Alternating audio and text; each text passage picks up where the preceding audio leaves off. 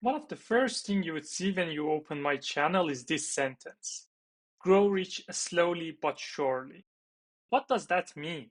I'm going to clear that up a little bit and then follow up with an example of how simple you should think about becoming a millionaire. Just a heads up that this is going to be a little bit oversimplified, but it will help you get a better understanding of the concept. The first part is doing it slowly. If someone tells you that there's an easy and fast way to make money and get rich, just run away.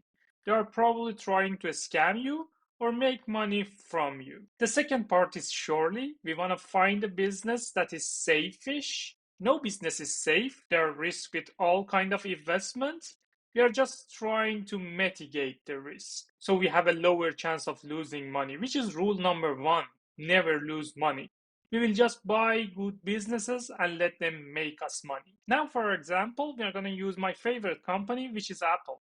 As I said, this example is oversimplified. For you, it doesn't need to be Apple or one company for that matter, but you will understand how I think about owning businesses instead of buying stocks. We have this table here with two rows, one for the state of our investment right now, and one with what we predict it will be in 10 years, which is when we want to have $1 million. Apple's earning right now is around $100 billion, and it's being traded at around 30 times earning. So its valuation is around $3 trillion. Its number of shares outstanding is around 16 billion, and I own 160 shares. So I own 1 in 100 millions of Apple, and it's worth around $30,000.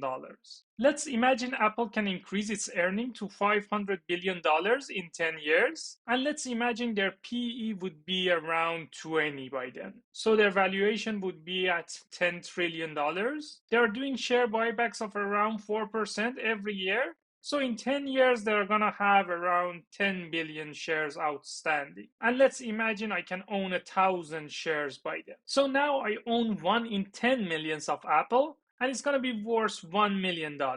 As simple as that. So four things needed to happen.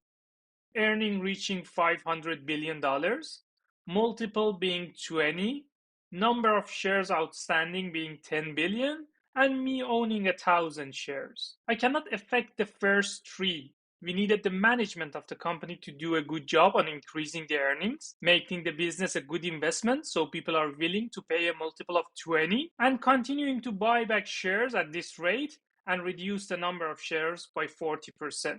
And all I needed to do is own 1,000 shares, which seems simple enough and doable. I hope this video gave you a good understanding of how I think of owning a business instead of stocks. Just find good businesses with great management, buy them at a fair price, continue doing so until you have reached your goal. If you have enjoyed watching this video and learned something new, please consider tapping the like button for the YouTube algorithm, subscribe to the channel, and watch this other video on how to calculate the intrinsic value of a business, and this other one on why it's better to buy a wonderful business at a fair price than a fair business at a wonderful price.